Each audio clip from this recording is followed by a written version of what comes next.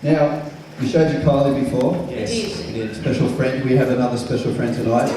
She's known about this one for several weeks now, several months. We've flown her in. Just for you. Yep. Twin sister, in fact. My twin Your sister? twin sister. The one I didn't know I had? Who even has the same name. Oh! Parents kept it simple. Kate and Kate. And kept it secret, apparently. We would like to welcome to the stage Katie River. What do you think?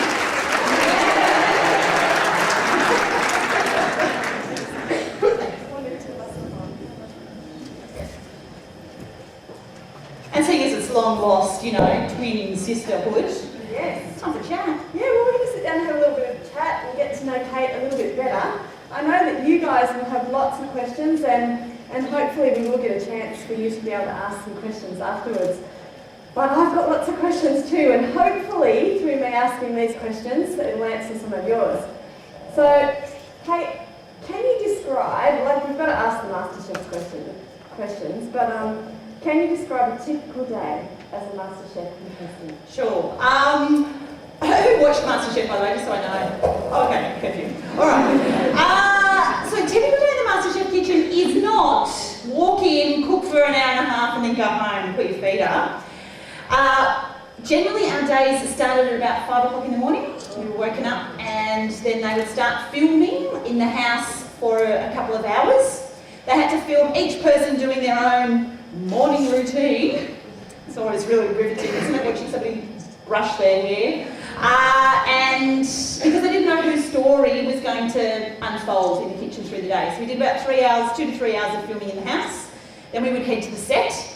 We normally started filming on set at about 9 in the morning. But it's kind of hard to explain without understanding a few of the logistics of television production. So the cooking time that you see on MasterChef is the cooking time. If they say 90 minutes, you've got 90 minutes, not a minute more, not a minute less. They're pretty rigid on that. But everything outside of that, they can do multiple takes of. The reason for that is they want you as the viewer to feel like you're in there with us. So they have to shoot it from lots of different angles.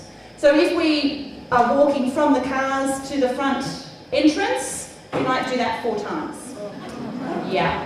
And then you watch it back. They have lots of cameras, but they did lots of angles from lots of cameras. And you watch it back and you think, seriously, we just spent half an hour doing that. It was like a millisecond on air. And the same thing when you're walking into the kitchen. So one of the famous sort of lines in TV production is, "That was perfect, do it again." So all those kinds of things take a long time. So we generally filmed on set from about 9 in the morning until about 5 or 6 at night. And then if they wanted to film us at home, the crew would then have to pack up and move everything back to the house, and they'd film for another couple of hours at the house. So the days were incredibly long. It may explain to you why you think people on MasterChef cry all the time. They're exhausted. Yeah, so it's a very different day to what it looks like. You see an incredibly edited version of that day. So they supply your food for the day? They do. It was great. On-set catering was fantastic. So yes, we ate breakfast in the house together. We ate dinner in the house together, usually a roster system. It was kind of one of those interesting rosters because everybody wanted to be on it, not off it. Yeah. So we would cook for everybody and... Was that competitive, that side of it, or was it just a... Look, at the beginning I think everybody was a little bit trying to show off what they could do, But in the end it was like, no, let's just eat. I'm starving. Fair enough. Now, I know the guys asked you before your favourite moment after MasterChef. Yeah. What about, can you pick something in the time that you were there, which I found out before was 7 months. 7 months it took to film the show. Yeah. It's just mind-boggling. But in that time... Yes, what was my favourite moment? I do. As you can imagine, yes, 7 months was the time of filming for the top 24. In that time, we had 3 production breaks where we went home. We had 1 weekly 10-minute phone call with family or friends. You could pick whoever you wanted to phone. Fortunately for me, because of the ages of my children, the psychologist that's as part of the production team also said that I needed to have 2 Skype calls a week. And then also I had regular visits from the family. Every 2 to 3 weeks they'd come down and visit, and I would meet with them in a park. We would play and have lunch for about 2 or 3 hours, and then they would get back in the car and go home. Yes, I did feel like I was on day release from prison, but it was good. So, if you can understand that context, yes, I got to see them, but to go from being a mum who sees them for so many more hours in the day to just that, I found incredibly difficult. So for that reason, my favourite episode is when the kids came to visit and Luke, when the family came to visit. I was pretty blown away. And I have a particularly fond memory of that one that didn't actually make it into the edit. But my youngest daughter was 3 at the time, and she was standing up on the top balcony while I'm madly cooking. And I did feel a little bit duped, because I not only had to cook a meal for Luke, like everybody else, they made me cook something else as well for the kids. I was like, hang on a second. So I'm cooking pizza and chips and, pork and all this sort of stuff, and I'm pretty frantic. And I can hear Maya up the top. And she's looking down and she's saying, Ma? Ma? Ma? This went on for a while, and after a while I stopped, looked up and said, what is it, Maya? Thinking, all these television cameras, big eyes. She said, Dad wants to tell you something. But at that moment, I felt like I was home. And for me, that's probably my favourite moment in the whole lot. Matt Preston actually witnessed that, and he came over to me and he said, feeling like you're at home? Yeah. And I said, yep, just need the phone to ring and I'll be right. That's great.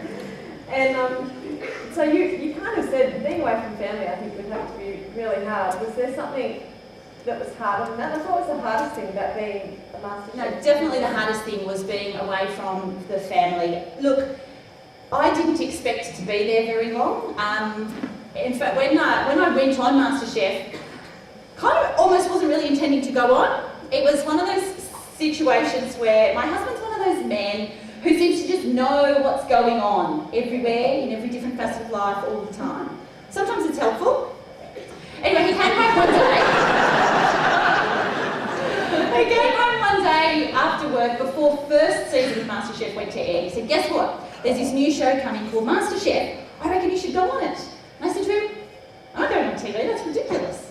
He said, there's this version in the UK, why don't you watch it online? So I watched it online and I thought, that was so much fun. So I went online, filled it out, this really short application form, and the last question was, are you willing to be away from your family for up to 4 months of filming?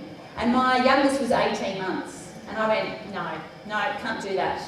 So I shut it down, didn't send it, but then watched quite avidly and watched the second season. At the end of the second season, there was a flash up on the TV, applications for season 3 open now. And I actually went online thinking, I want to check out how much that application form's changed, because Masterchef's become this juggernaut. And sure enough, it had multiplied in length by about tenfold. And it was one of those horrible computer systems where you have to answer every field before it'll let you go on to the next one. So I sat down and I thought, oh well, I want to see what this is like. So I just filled it out, didn't really think too much about my answers, and at the end just pressed send, didn't really think about it. And then I got a call to say, would you like to come to the audition? And I said to my husband, I can't go to the audition for Masterchef, that's ridiculous. He said, Kate, it's a weekend away from the kids. You get to see the inside workings of Masterchef. I thought, yeah, good point. Okay, off I went. Then I got the call for the top 50, and the lady ran up and she said, guess what? You made it into the top 50. And I went, oh. Can I call you back tomorrow? So I spent an agonising 24, 48 hours, I can't remember if it was 1 or 2 days, it felt like a very long time, talking about it with my husband, saying, I was arguing all the reasons why I couldn't go, he's arguing all the reasons why I could go. He's a good leveller, so to me, Kate, it's not like the world's going to stop turning without you in it, off you go. And one of the clinchers actually, he said to me, single parents do it all the time, we'll be fine, just go. I mean, you're coming back, aren't you? And he did also say to me, he said, look, just go and give it a go. It's not like you're going to win it. Yes, the great leveller. So off I went very naively, thinking that I would only be there for a few weeks. I didn't tell any friends because I thought, nobody ever watches the top 50 bit anyway. I'll just go do my thing and come home. But I'd made a little pact with myself that I wasn't going to go unless I was willing to go as long as it lasted. I didn't want to be that person that went and then pulled out and stopped somebody else from going. So I went, and it kept going and it kept going, and when I started getting into eliminations, actually I'd ring my husband up and say, I'm still in! He'd say, that's fantastic, keep going. So I was in this awkward position because I loved being there. I loved everything that I was doing, the people I was meeting, the people I was living with, the things I was learning about food and cooking, but I desperately wanted to be home, and it was a really tough line to walk. Yeah, for sure. We actually even planned a holiday. So it started filming in January, and we knew that the finale was being filmed in August. And so we planned our family holiday. We don't normally take kids on a plane. We decided we'd go up to Queensland, big family holiday. We planned it for June, because we thought, oh boy, I'll surely be home by then. Lots of time before I have to go back to film whoever wins. And yeah, they went on the holiday without me. Yes, that was a So sad there's a day. gap between when you're filming, I'd assume that they finish the series and then it goes on TV? So it starts, so we started filming in January, and it doesn't start airing until May. My season aired in May. So there's a very big gap initially, but it closes over time. So in the end, there was only a 2-week gap, yeah, between filming of the finale and when it went to air. Mm. And being the night that we've got you here to talk about your faith as well, and I think most people who watch Masterchef would know that they're aware that you're a Christian. Yeah. And Lots of people are. yeah. So what would you say that this Christian thing's all about? Okay, so for me, my Christian faith is very much just a real part of who I am. And I decided very early on in Masterchef that I just am who I am. Some people are going to like it, some people are going to hate it, but you know what, that's life. So I'm very much a person who just lives out my life and answers questions honestly. So when you ask me what is a Christian really is somebody who has a relationship with God. And it's the best way I can describe it. I think a lot of people get the wrong idea that it's about following this list of things to do. I've got to go to church, I've got to be nice, I've got to give to charity, I've got to, you know, make meals for people, I don't know. A list of long things to do, or a list of things that you're not allowed to do. And I actually see that the message of the Bible, which is where I believe that God talks to us and reveals himself to us, is a very different picture. It's actually about a relationship with God. I believe very strongly, because the Bible tells us that that God made us as human beings because he wanted to know us and he wanted us to know him. But the problem is you can't actually have a one-way relationship. And we as human beings naturally don't want to have a relationship with a God who has any sort of authority over us. We want to be our own authority. We want to be the boss of our own life. And I think there's a natural part in us that just rejects anything that might have some say over our life. And so by nature, what we do is we reject or we ignore God. Sometimes we don't even give him any thought. And sometimes we outwardly say, no, go away. So there's a problem. You can't have a one-way relationship. And so God finds himself in an interesting situation because he wants to be in relationship with us. But if we don't want to be in relationship with him, he's not going to force it on us.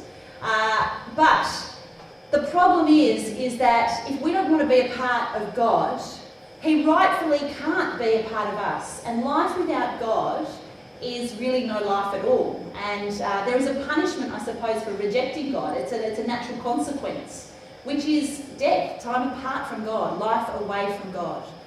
But the problem is that he's not happy with that. He doesn't want that for us. It's not why he created us. And so he made a way for that to be changed. And what he did was he sent Jesus. So Jesus was his own son who never rejected or ignored God. He had the perfect right relationship with him. And he sent him and he put that punishment of rejection onto Jesus so that we don't have to take it. So a Christian is somebody who simply accepts that this is the way we've treated God, but that Jesus has taken that consequence, that rejection from God in our place. And therefore we are free to be in relationship with God. I find it an incredibly liberating thing, that it is not about a list of things that we have to do or a list of things that we can't do. I think sadly Christians are often seen as the fun police. You know, can't have too much fun. But the reality is God designed all the things that we enjoy in this world and He gave them to us. Yeah, sure, He doesn't want us just to be completely self-indulgent and to only think about ourselves all the time and to turn those things into the things that rule us and guide and rule over us. But He gives us those things to enjoy. He wants good things for us. But most of all, He just wants us to know Him. And He wants to know us so that we have that ongoing relationship.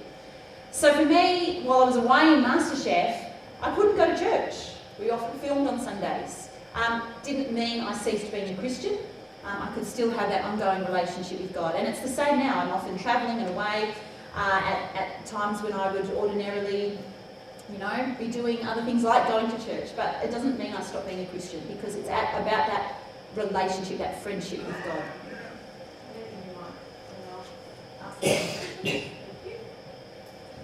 Alright, that's good. Now you can hear me. So, being in that relationship, and it's so, I mean, I can tell you're passionate about that relationship. Yeah. And what difference does it make in your life?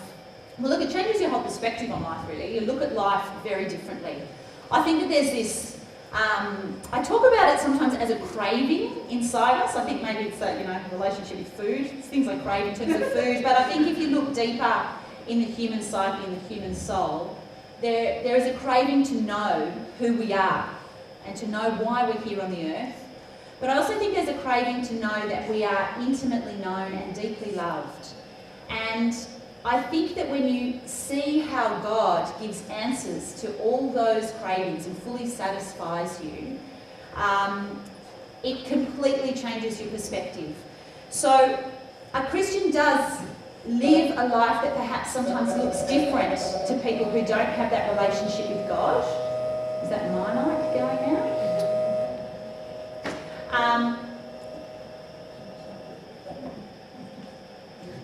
Yeah. Yeah, so a Christian can have a life that looks very different, but it's not the things that they do that makes them a Christian. It's more out of a response. So to give you an example, when I was on Masterchef, you may have seen the episode where we were asked to cook for the Dalai Lama. Yeah, kind of went, whoa, how do they get any bigger than that? We always had this little joke between us contestants that this was the season when they were just trying to trump every episode with the next one. It just got bigger and bigger and bigger. And I had a lovely relationship with the crew and with the other contestants, and there was a lot of banter between us. They knew I was Christian, but you know, I like to laugh at myself too. And like, to give you an example, I remember one time I was pouring wine to have with dinner, and somebody goes, "Oh, the Christian's pouring the wine," and I said, "Hello, Jesus turned water into wine." You know, it's okay, it'll be fun. So when they said to us, "We've got the Dalai Lama coming," I said to the producers, "You know, the only way you can top this is to get Jesus." They didn't succeed. Funnily enough. But yeah, it actually posed a bit of a problem for me, because the normal protocol, obviously, for addressing the Dalai Lama is as Your Holiness. Now, we had a meeting about the proper protocol, and I asked his representative, I said, "Look, I can't call him Your Holiness because as a Christian it just prevents me from," I didn't word it like that, I can't remember now how I worded it. I think it was something along the lines of, you know, "I'm a Christian and I can't in good conscience call the Dalai Lama Your Holiness, but I do still want to show him respect. Is there something else that I could show him, that would say to him, that would be just as respectful?" And interestingly, she said, "Oh yeah, you could call him the Dalai Lama, he wouldn't mind at all." So I didn't really think twice about it, I just put it down. But obviously there was a bit of a ripple effect, I think, through the media, because we had a journalist on set that day, and she talked to each of us about our experience, but she obviously picked up on the fact that when I put down my plate, I said Dalai Lama, where everybody else said Your Holiness. Now the issue for me is that the Bible teaches us that holiness means perfectly right with God. And as I've explained, Jesus is the only one who is perfectly right with God. So I'm not holy, you're not holy, and as lovely as the Dalai Lama is, he's not holy. And so that's why I couldn't call him Your Holiness. So when the journalists picked up on this, it got written about in the papers. I was actually pretty unaware because we had no access to free-to-air TV, newspapers, magazines, or anything like that. And my husband very kindly forgot to tell me what was going on. But it was interesting when quite a few weeks later, they moved Michael and I, Michael was the other finalist, into a unit rather than living in that big house just for the final, just for filming of the finale. And there happened to be a TV in each of our bedrooms, and our house coordinator said, "I won't tell if you don't tell." Right? Okay. We haven't watched TV for ages. Anyway, and I was on the phone and I flicked the TV on and Can of Worms came up, and there was the question, did Kate Bracks do the wrong thing by calling the telephone? And I was on the phone, I was like, "I'll call you back." Let's say when I called him back, there was a bit of explaining to do. So that was the first I knew about it. But I guess I share it because it's an example of just, I suppose, how it's a slightly different approach to life. The others had no problem calling him Your Holiness, but as a Christian, I couldn't in good conscience call him Your Holiness. It was a great witness. It was wonderful. Well, I think you just got to be who you are. And look, not everybody agrees, and I'm actually okay with that. And it's one of the wonderful things about living in Australia, is that everybody is allowed to have their own opinion. And I don't mind that people disagree with me, because at the end of the day, I'm answerable. My view is that I'm answerable to God, not to people. So, you know, I'm okay if you don't agree with me. Well, that kind of leads me to the next question, actually, because I know that, you know, you're passionate about this relationship. It's something that is uniquely central to your life, but so much of the world seems, like everybody seems quite fine without it, without that relationship. So why be a Christian? Like, why choose that relationship? Yeah, look, it's interesting. When I actually grew up in a Christian family. So Mum and Dad took us to church most Sundays. I knew quite a few of the stories from the Bible, but I never understood how they fitted together. I knew I'd heard of Noah and the Ark, I'd heard of, Abraham, I'd heard of, David and Goliath, but I didn't understand how it fitted. And when I was in my first year after high school, I went overseas and did a gap year, and I left all my normal routines. So I wasn't going to church, I wasn't with my family, I wasn't with my friends, and I think it was the first time I was actually on my own. And I started to think about life for myself. What does life actually mean? To be honest, for a couple of years I didn't really think about it too much and just enjoyed the life that I had. But I can remember getting ready one night when I'd come back to Australia to go out, and I was going out at a lovely, great time. I was probably going to get smashed, didn't really care, and I remember getting ready thinking, why am I doing this? What is the point? And I remember feeling an overwhelming sense that life was very empty, that there wasn't really any purpose to where I was going or what I was doing. I just didn't feel like just going out to have a good time was enough. But because I'd grown up in a Christian family, I actually didn't want to just presume that God that I'd learnt about was the only way of thinking about the world and about life. So what I started to do was read lots and lots of anything I could get my hands on about other world religions, but also about other philosophies and about other ways of thinking about life. I also started talking to everybody about what they thought our purpose in life was. I'm sure they actually got sick of me, but anyway, I was just really hungry to try and piece it together in my mind. I couldn't find a logical thing. And look, it happened over a couple of years. But basically what I found was I started to see the big picture of the Bible, the big story of what God had done for me. And I found that there was this relationship that answered all those big questions. And look, I didn't get all the answers straight away, nobody does. And I still don't have all the answers. But what I have is a deep trust in a God that I know is real and that gives me perspective on this life that I have and gives me a purpose for living. And it's a relationship that starts now and it goes on forever. And there is such satisfaction and security in that, and it answers all my fears and it gives me a great way of thinking about the world, about my relationships with other people, and yeah, it keeps me grounded, it keeps me very centred. It doesn't mean that life's suddenly going to be happy and rosy all the time. And Masterchef was tough, But that's nothing on what some people go through in life. God doesn't promise that when we're in relationship with him, everything is suddenly made better. But what he does promise is that he won't leave us, and that we will have his help there, and we can get through. And that one day it will end, and one day everything will be made right again. And there's such hope in that. Yeah. Absolutely. I haven't just thinking about what you've said then, and thinking about being busy in Masterchef, and I haven't got this question down, but I think it would be really hard. Like you said, you couldn't go to church.